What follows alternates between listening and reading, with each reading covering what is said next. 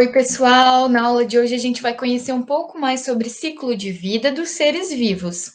Mas também nós vamos compreender um pouco sobre os seres vivos, né? A diversidade de seres vivos que nós temos na nossa natureza, conhecer os elementos não vivos, as relações que nós temos com os demais seres, né? Essa relação, essa dependência que nós temos, e vamos conhecer alguns tipos de ciclo de vida das plantas, de alguns animais e do nosso ciclo de vida, dos seres humanos. Vamos lá, então? Então, a primeira coisa que a gente precisa ter em mente, o que são seres vivos? Como o próprio nome diz, seres vivos. Vivos vem de vida. Então, são aqueles que possuem vida, que nascem, crescem, se desenvolvem, se reproduzem e morrem. Como os animais, os seres humanos, as plantas. Então, aqui eu separou alguns animais. A onça pintada, o cachorro, um cachorro muito simpático. A naja, que é uma cobra.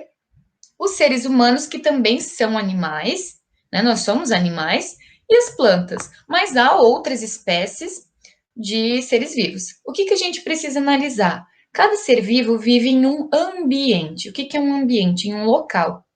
Há animais que precisam de um ambiente terrestre, com terra, né? Que vivem sobre o solo. Há animais que vivem no ar, geralmente no ar. Há animais que vivem geralmente na água. Então a gente precisa estar percebendo que cada espécie vai viver em um ambiente, vai ter o seu ciclo de vida, suas necessidades, sua alimentação. Então é tudo muito característico daquela espécie. E há animais de todos os tamanhos, formas, cores. E, como a Pro falou, cada um vai ter o seu ciclo de vida. E eles dependem um dos outros, né? Nós dependemos de outros seres para estar sobrevivendo. E agora a gente vai perceber e analisar que nós necessitamos também de elementos não vivos. Para o Bárbara, não vivos quer dizer que não existem? Não. Só quer dizer que eles não têm um ciclo de vida como o nosso, né? Eles não dependem necessariamente de um ciclo de vida para existir. Eles necessitam ou que alguém construa, ou eles já estão na natureza. Por exemplo, elementos não vivos que nós utilizamos, que nós necessitamos, os móveis, os objetos, os carros, as roupas, os animais necessitam construir ninhos, as plantações, entre outros. Nós necessitamos destes elementos não vivos para nossa sobrevivência, e os outros animais também necessitam. Esses elementos não vivos, eles podem ser construídos pelo ser humano, como a gente viu, casa, carro, roupa, plantação, objeto, mas também eles podem ser naturais. Um exemplo disso é os 4 elementos: a água, o solo, o ar e o sol. São elementos naturais, mas a gente não classifica como ser vivo, e sim um elemento não vivo. Por exemplo, vamos começar com o sol. O Sol ilumina e aquece o nosso planeta, a Terra. Então, ele ilumina a Terra, ele aquece. As plantas precisam da luz do Sol para produzir seu alimento. Lembra que é na folha que acontece o processo de respiração e de alimentação da planta, quando ela faz a fotossíntese. Ela utiliza a luz do Sol para se alimentar, para que ela cresça.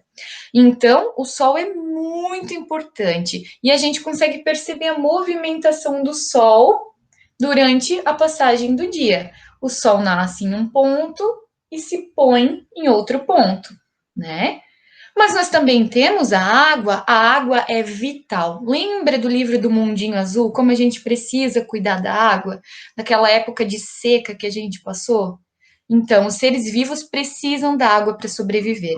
A água também é o ambiente no qual habitam muitos seres vivos. Como a água é um elemento vital, ela dá vida. A palavra vital vem de vida. Ela dá vida, ela faz com que as flores, as folhas principalmente fiquem bem verdinhas. Por quê? Porque nós necessitamos da água para o nosso corpo ficar hidratado, para que a gente não fique doente, para que a gente possa fazer as nossas coisas do dia a dia. Então, tudo a gente está utilizando água, né? Para alimentação, para as tarefas do dia a dia, tá tudo utiliza água, né? Tá tudo muito interligado com a água. Mas também nós temos a importância, temos que destacar a importância do ar. O ar ele é necessário para a respiração, seja da gente, seja dos outros seres vivos. Por quê? Porque o ar, ele passa por dentro do nosso corpo e a gente libera gás carbônico, né? Que as plantas utilizam, filtram. Lembra daquele processo que as plantas são grandes filtros de gás carbônico? Então, o ar, ele precisa ser um ar bom para que a gente possa respirar. Então, as plantas, olha que interligado que tá. As plantas pegam esse ar que não tá muito bom, filtram e jogam de novo para a natureza um ar puro para que a gente possa estar respirando. Então, ele é necessário para a maioria dos seres vivos, ok? O solo, a terra, é onde a gente pisa, né? Aquela camada de terra mesmo. Então, é a superfície do nosso planeta. As plantas se fixam no solo. E nós caminhamos sobre o solo, nós construímos sobre o solo, nós nos locomovemos sobre o solo. Então, esses 4 elementos estão totalmente interligados. E olha a importância desses elementos não vivos para a nossa sobrevivência, para a nossa vida.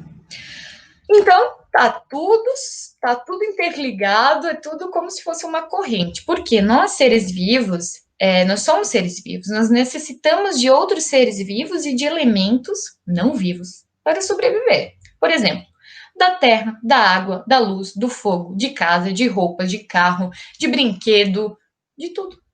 E os animais, principalmente entre si, eles necessitam uns dos outros para que eles possam sobreviver, e principalmente para alimentação, né? Abrigo, alimentação.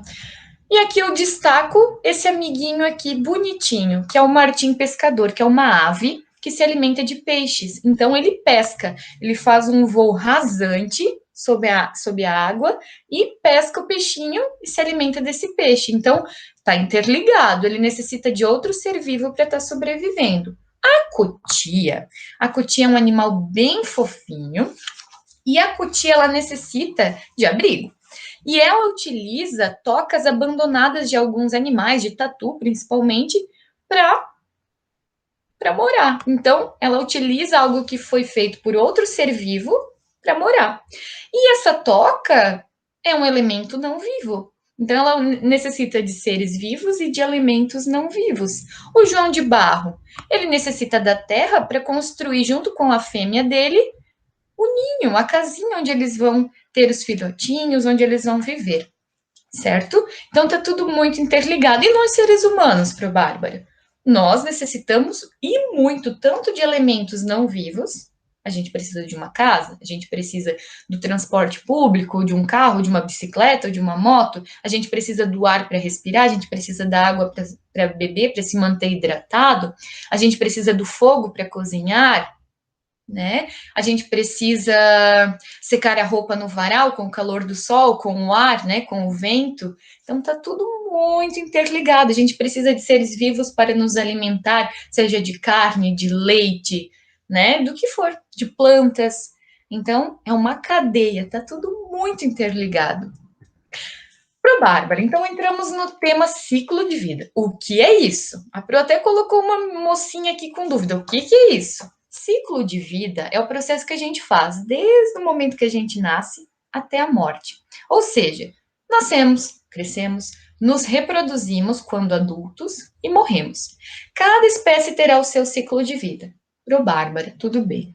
Mas é uma ordem obrigatória? Nascer, crescer, se tornar adulto, no caso, se reproduzir e morrer? Não, nem sempre é isso que acontece. Às vezes, por um acidente, por uma violência, por doença, as pessoas não conseguem completar o seu ciclo de vida e elas vêm a falecer antes do tempo. Crianças, jovens, adultos, não chegam nem a completar a fase que a gente chama de terceira idade, né? A fase de idosos. Então, não é uma regra, ok? Mas geralmente, no ciclo natural da vida, deveria acontecer dessa forma. Mas, voltando, cada espécie terá o seu ciclo de vida. Então, do nascimento à morte. E a gente vai entender um pouco. Observe o ciclo de vida de uma planta. Ela é plantada, depois ela brota, né? Ela germina. cresce aos poucos, vai se desenvolvendo, as folhas vão surgindo, ela se torna uma planta maior e com um caule mais forte. Ela pode produzir flores, pode produzir frutos, e dos frutos surgem as sementes novamente. Esse ciclo vai se repetindo. Nem toda planta nasce de sementes, né? Ela pode ser plantada por um broto. Então, cada espécie tem o seu ciclo, lembra?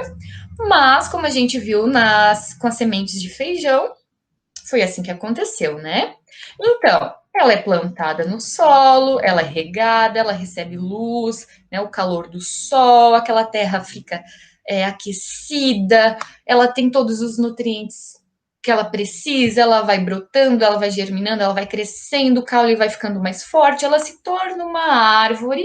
Aqui é a pera, ela dá flor, ela dá frutos, desses frutos saem as sementes que formam esse ciclo de vida.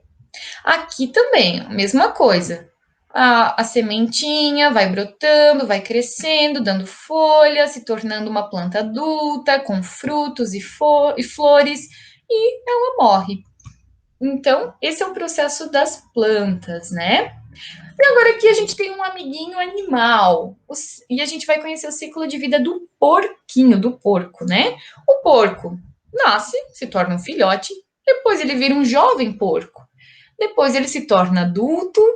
A fêmea, ela tem os filhotinhos, né? Então a fêmea dá de mamar para os filhotes e ela vem a morrer. Mas ele nem sempre é completo. Por quê? Porque esse animal, geralmente na fase adulta, é abatido para virar alimento, né? Mas esse é o ciclo de vida do porco. Ele nasce, ele se torna um jovem porquinho, depois um adulto, ele tem a sua criação, né? Ele se desenvolve, se reproduz e ele vem a falecer, a morrer. Mas agora a gente vai conhecer o ciclo de vida dos seres humanos. Nós humanos, nós nascemos, crescemos aos poucos, nos tornamos adolescentes, jovens adultos. Quando adultos, podemos ter filhos ou não. Nos tornamos idosos e morremos. Pro Bárbara, é uma regra? Não. É como a Pro falou lá na explicação do ciclo de vida. Às vezes, por conta de violência, de um acidente ou de doença, a gente não consegue completar o nosso ciclo de vida, ok? Mas a gente vai analisar agora. Então, nós nascemos, né? Somos bebês, nos tornamos crianças, pré-adolescentes, adolescentes, jovens adultos, né? Adultos, idosos. Então, acontece tanto com os homens quanto com as mulheres, né? Então, é um processo de vida, é um ciclo de vida, e ele se repete com todas as pessoas daquele grupo, com todos os integrantes, os seres vivos daquela espécie. E cada espécie tem o seu ciclo de vida, e é importante a gente perceber, ok? Então, é um assunto que a gente vai percebendo no nosso dia a dia, a gente vai olhando, é só a gente analisar. Se você tem um irmão menor, tem você, tem sua mãe, tem seu avô, cada um de vocês está numa fase de vida diferente. E é importante vocês perceberem em qual fase vocês estão, em qual parte do ciclo vocês estão inseridos, tá bom? Então, esse foi o nosso conteúdo de hoje, espero que vocês tenham conseguido compreender. Até o nosso próximo conteúdo. Um beijo e qualquer dúvida eu estou à disposição.